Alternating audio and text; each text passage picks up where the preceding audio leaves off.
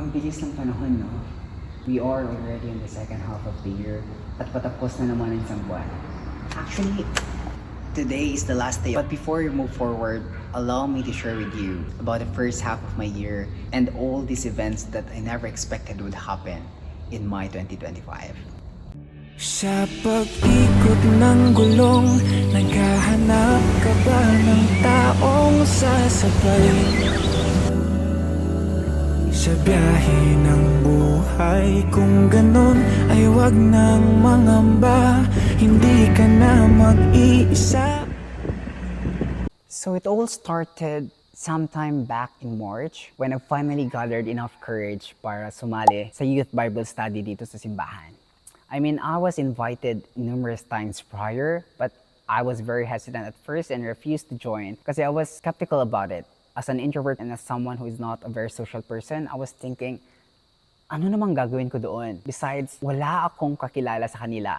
I mean, I am familiar with their faces kasi nakikita ko sila dito sa simbahan. Pero ni isa sa kanila, wala akong alam sa pangalan nila. That is why, at the back of my mind, bakit naman ako sasali? Anong gagawin ko doon? But then, I don't know what got into my mind at naisip ko na, okay, let's give it a try.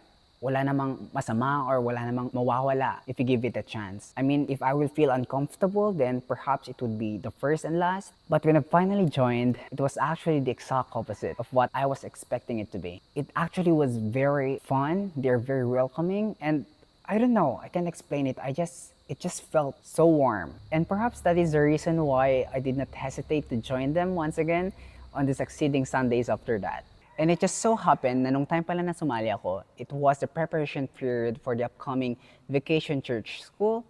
So it is this yearly summer activity dito sa simbahan where us, the youth members, yung mga kabataan dito sa simbahan would serve as volunteer teachers to teach these young kids about God, the scriptures, the history of the church, and everything in between. And I don't know what got into my mind to put myself into that situation, to join from the preparation period and even going to the extent of volunteering to teach one of the lessons, which is time, treasure, and talent, and even go to the extent taking the initiative to do the documentations. Kasi I was thinking it would be an opportunity for me to hone my photography and videography skills. But yeah, if you do know me, I'm not very fond of kids, with the exception of my nieces and nephews, of course. But I guess it is God's way of bringing me closer to these kids. Kasi I enjoyed every second of those 10-day summer vacation church school. And yeah, I just miss the kids these days. It just fills my heart with warmth. Kasi during Sunday services, nakikita ko pa rin sila. And they would still call me Kuya Dwight, and they would smile at me. So yeah, I guess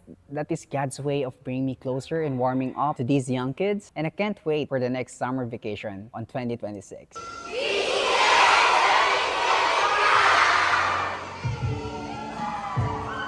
So after Vacation Church School, it was actually followed right away by another church activity which was hosted here dito rin sa simbahan. And it is a youth conference. And as interim officers back then, we were in charge of everything from all the planning, the preparations, and executing all the activities that are part of it. But the most unexpected part of it for me is that I've get to host one of the activities, which was this pageantry. And as I've said, I am not a very social person and now someone who is very introverted. What are the chances of me hosting that kind of event? Again, God really does work in mysterious ways. But the most beautiful thing about this one is that we get to meet these other young people who are filled with faith. And yeah, I guess not actually that bad to socialize and to meet new people, especially if they also serve the good Lord. So another event that I didn't expect to happen is that nung sumama ko for an out-of-town church activity. Because growing up, I wasn't allowed to join field trips, encampments, and even, the yearly end activities. Yung mag-swimming kayo mag-classmates. I wasn't allowed to join those kind of activities. So for me to be able to join a church activity that was conducted out of town, that's something new. And that is something that I guess I would remember as long as I can. And the most surprising thing about it is that our destination is very far from my imagination. Nung papunta pa lang kami, I was like, why are we going higher and higher in elevation? And I didn't expect it to be situated in between mountains. And that's when I felt, yung sinasabi nilang one with the nature. And it truly is. And when we were there, that's when I realized the things that I was missing out. Like, Dwight, this is the peace you deserve. It is very, very healing there. It is very beautiful. It was very peaceful. That's like the most peaceful 3 days of my life for this year. And if I were given a chance and go back there, I would take the chance because that place is just very beautiful. It's very peaceful. Oh, how I miss Malip. So when we get back in town, the next unexpected thing that happened to me was fellowship. So likewise with the youth Bible study, I was invited multiple times to join fellowships. Pero sa isip-isip ko, bakit ako pupunta doon? Bakit ako pupunta sa fellowship? Anong gagawin ko doon? Mga, titos and titas, and the grannies, yun yung mga pupunta sa fellowships. And the only youth that joins are the members of the choir. Hindi naman ako choir, hindi naman ako singer. So anong gagawin ko doon? But then, again, one time, naisip ko na lang, okay, let's give it a try. Wala namang masama, wala namang mawawala. So when we get there, the first ones that I've noticed that I see some relatives, my teachers, nandun din yung nanay ng kaibigan ko. So I was like, oh, perhaps it is not a very bad idea. So when we were there, they've started with a prayer, sharing about their testaments in life and how God transformed their lives, how God saved them. And I was like, wow! So this is what I've been missing out. Ito yung tinatanggihan kong puntahan. Whereas it was a very, very beautiful communal thing. It was a very, very beautiful chance for these people to come together and to share their experiences, to share the goodness of God. Kaya when I was there, I was like, kating-kati na rin akong mag-share. But I wasn't able to do so because we ran out of time and I realized that maybe this is just not the time for me to share it. What I've witnessed there, it urged me to join the next fellowships afterwards, which I did. And guess what? I was able to share my sentiment on the next fellowship after that, and even the next ones after that. So yeah, fellowship, that's a very good thing that I didn't expect to happen in my 2025. Oh, kala mo talaga marunong. The next on the list is being part of the church choir.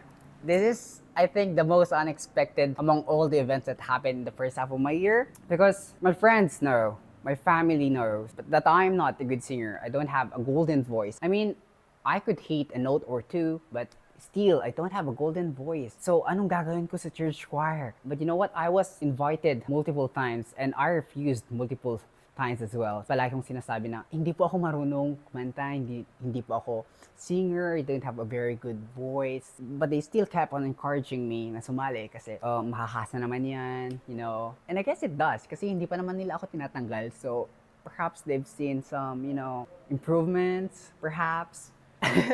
But yeah, the thing about this is that it is actually a very good experience and it is a very good way to build relationships with the other members of our church choir. So I feel blessed to be part of it actually. And I would gladly join them as long as I can or as long as they want me in the group.